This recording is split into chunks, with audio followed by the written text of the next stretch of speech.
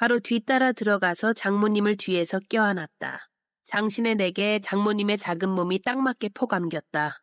자네 왜 이러는가? 하고 장모님이 말했습니다. 금방 말하셨잖아요. 이번에 참기 힘들면 장모님이 풀어주신다고. 저 오늘 도저히 참기 힘들어요. 풀어주세요. 장모님이 스르르 몸에 힘을 빼셨다. 그리고 기다렸다는 듯이 뜨겁게 받아들이셨다. 그날 우리 침실에는 아내가 아니라 장모님이 계셨다. 인간의 본능을 은밀히 조금씩 터치하는 혼자 보는 소설. 지금 바로 시작합니다. 일찍 귀가해서 저녁을 먹고 편안하게 맥주 한잔하고 있었습니다. 아내가 갑자기 부탁할 게 있다고 진지하게 다가왔습니다. 갑자기 진지하게 나오니 화들짝 겁이 났습니다. 뭔 말인지 불안해서 빨리 해달라고 했습니다. 회사에서 유럽으로 장기 출장을 받았으니 보내달라는 것입니다. 아내는 패션 회사 다니는데 다른 직원들도 장기 출장을 가는 편입니다. 이번에는 아내가 그 차례가 온 모양입니다. 저는 집안일은 내 혼자 할 수 없다고 말했습니다. 장모님을 불러서 그 3개월을 부탁한다는 것입니다. 그렇다면 저는 출장 가도 된다고 말했습니다. 우리 부부는 초등 1학년인 아들이 있습니다. 나는 보통 일이 많아서 귀가도 늦는 편입니다. 평일에 집안일을 해줄 사람이 필요했습니다. 아내가 자기 엄마를 달래서 장모님이 우리 집에 오신다고 합니다. 오히려 장모님께서 자청해서 오겠다고 했답니다. 퇴직을 해서 무료했던 차에 잘 됐다고 하셨습니다. 장모님은 작년까지 선생으로 근무하셨습니다. 원래 선생이라서 그런지 딱딱한 면도 많이 있습니다. 그래도 대체로 밝고 명랑하고 어린애 같은 분입니다. 개구쟁이 아들도 할머니를 무척 좋아합니다. 조그마한 몸매에 착하게 생기신 장모님을 나도 무척 좋아합니다. 평생 세상 물정 모르고 걱정 없이 살아서 그런지 완전 동안입니다. 40대 후반 같이 보이는 귀여운 아줌마 같은 할머니입니다. 나는 현재 40이고 직업이 공무원이라서 여유는 있습니다. 처가집은 경기도에 있어서 우리 집과 거리가 좀 있습니다. 그래서 장모님이 우리 집에 와서 계시게 되었습니다.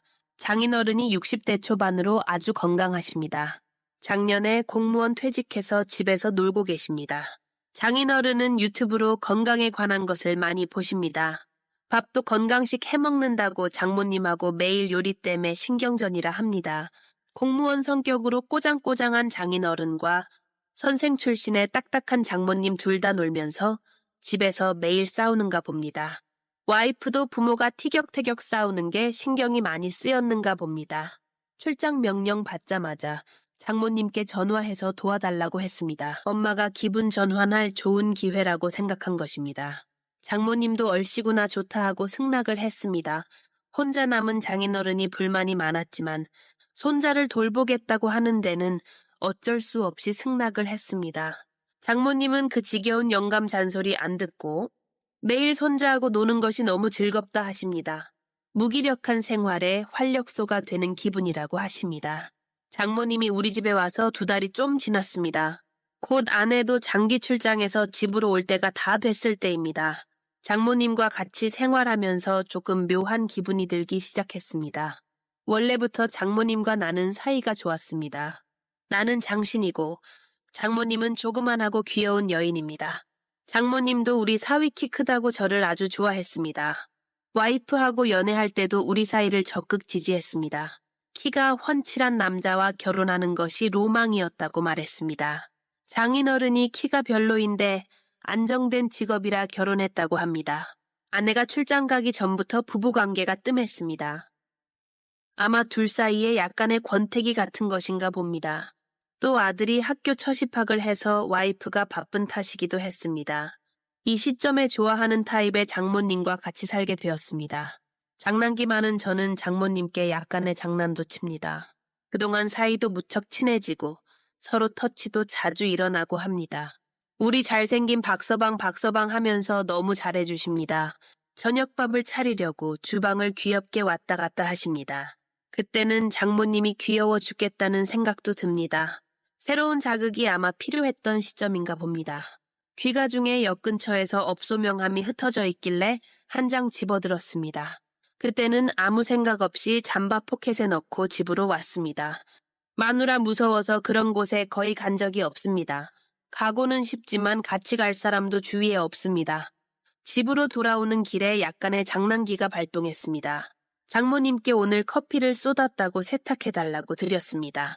그러면 포켓을 뒤질 거고 그 명함을 발견하실 것입니다. 그 쑥맥이신 분이 그런 명함을 보고 어떤 반응을 할까 궁금했습니다. 장모님이 그런 업소를 아시는가 궁금도 했습니다. 와이프 입원 중에 이런데 가서 푸는가 하고 화내실 모습이 보고 싶었습니다. 그날은 아무 일도 없이 넘어갔습니다. 그 다음 날이 되었습니다. 은근히 기대를 하고 일찍 퇴근을 했습니다. 오늘은 세탁한다고 아마 그 명함을 봤을 것이다. 그날 마침 아들이 학교에서 캠프를 가고 저녁에 둘만 되었습니다. 하지만 둘이서 식사를 하는 동안 아무 말이 없었다. 역시 모르는구나. 아니면 명함을 못 봤나 하고 생각이 들었습니다. 아들이 없어서 그날은 식사 끝나고 맥주를 한 잔 했습니다. 평소에 내가 맥주 한 잔 권해도 손사래를 치셨던 장모님입니다. 그런데 그날은 자청해서 맥주를 한 잔 하시겠다고 하십니다. 손자도 없으니까 심심하다고 하시면서 나에게 맥주잔을 대면서 따라달라고 하십니다. 오늘 왜 이렇게 장모님이 적극적이실까? 참 별일이네 하고 생각이 들었습니다. 우리 둘이는 도란도란 재미나게 맥주를 몇 병 마셨다. 술이 들어가자 장모님은 얼굴이 밝아지며 취기가 올라왔습니다. 취한 장모님이 왜 이렇게 예쁘고 귀엽게 보이는지 몰랐습니다. 마구 가슴이 두근두근거리며 흥분되었습니다. 그때 장모님이 그 문제의 명함을 꺼내시며 말했습니다. 자네 이런 업소에 자주 가는가 하고 물었습니다. 안 보신 줄 알았는데 술자리에서 이야기하려고 하신 것입니다. 아니요, 주길래 무심결에 받았어요. 라고 말하면서 장모님 눈치를 봤다. 그런데 장모님 이게 무슨 업체인지 어떻게 아세요? 하고 슬쩍 역으로 되받아 쳐봤습니다. 왜 그래? 나도 알거는 알아. 나 세상 물정 모르는 쑥맥 아니야. 하고 얼굴이 완전 빨개지며 항의하듯이 말하셨습니다. 자네 말 돌리지 말고 솔직히 숨기지 말고 말해봐. 얼마나 자주 다녀 이런데. 그렇게 다그치는 장모님 얼굴이 홍시같이 변했습니다. 그 모습을 보자 장난기가 발동을 해서 살짝 거짓말을 했습니다. 요즘 그 사람이 병원에 있어서 너무 쌓여서 딱 한 번 약간 가련하게 보이는 투로 말을 했습니다. 그런데 아주 세게 나와야 되는 장모님이 좀 이상했습니다. 우물쭈물하다 엉뚱한 말을 물어보셨습니다. 이런 가게는 한 번 가면 도대체 얼마야? 하고 아주 궁금한 듯이 물어보셨습니다. 전혀 생각지도 못한 질문에 나는 완전 당황했습니다. 하지만 장모님은 진지한 눈빛으로 나를 보고 계셨습니다. 그런데 그 분위기가 좀 묘했는데 혼내는 분위기가 아니었습니다. 좀 세게 말해야겠다 싶어서 과장되게 말했습니다. 저기 어머님 한번 가면 70만 원 정도 됩니다. 어머님 다시는 안 갈 테니 둘만의 비밀로 해주세요. 허고 장모님 눈치를 살짝 보며 말했습니다. 그런데 장모님은 깜짝 놀란 목소리로 말했습니다. 아니 세상에 그렇게 많아. 돈 벌기가 너무 쉽구나. 어이가 없네. 그러더니 한참을 술잔만 비우면서 무엇을 생각하시는 눈치이다. 혼자 생각하시는 그 모습이 너무너무 귀엽게 보였습니다. 한참을 있더니 장모님이 생각지도 못한 깜짝 놀랄 말을 하셨습니다. 70만 원 진짜 너무너무 큰 돈이네. 박서방 자네 다음에 도저히 못 참겠거든. 그런데 가지 말고 나라도 괜찮다면 갑자기 이게 무슨 말인가 이해가 안 갔습니다. 이거 도대체 어떻게 해석해야 하는 말이야. 놀리려고 시작했는데 이제 제가 멘붕이 왔습니다. 놀래서 장모님을 보니 장난은 아닌 것 같습니다. 무언가 도발적인 눈빛으로 나를 보고 있었습니다.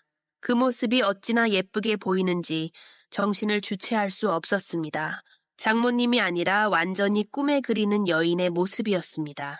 이 기회를 빌미삼아 평소에 장모님의 본심을 말한 것인지도 모릅니다. 평소에도 교사다운 성격으로 상스러운 농담을 일절하지 않으십니다. 지금 한 말을 어떻게 받아들여야 하나 완전 헷갈렸습니다. 약간 취기가 올란 머릿속이 혼란스러웠습니다. 둘 사이에 침묵의 시간이 흐르고 있었습니다. 갑자기 침묵을 깨고 장모님이 배시시 웃으면서 말했습니다. 자, 그럼 난 이만하고 쉬겠네. 하고 일어나셨다.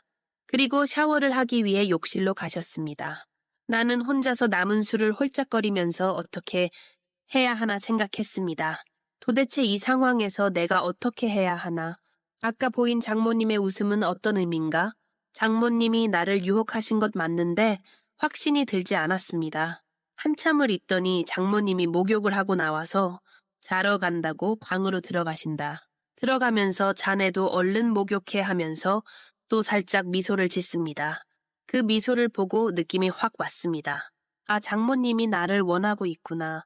바로 뒤따라 방에 들어가서 장모님을 뒤에서 껴안았습니다. 장신의 나에게 장모님의 작은 몸이 딱 맞게 폭 안겼습니다. 자네 왜 이러는가?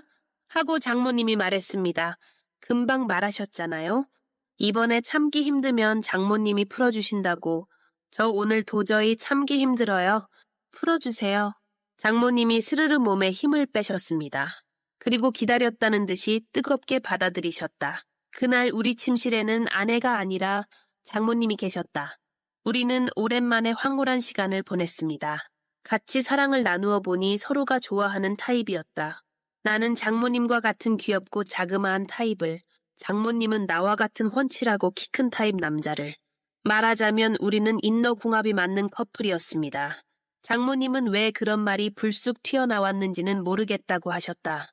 언제부터인가 나 같은 남자하고 연애해봤으면 하는 바람은 있었다고 하셨습니다. 기회가 주어졌을 때 자연스럽게 말이 흘러나온 것 같다고 하셨습니다.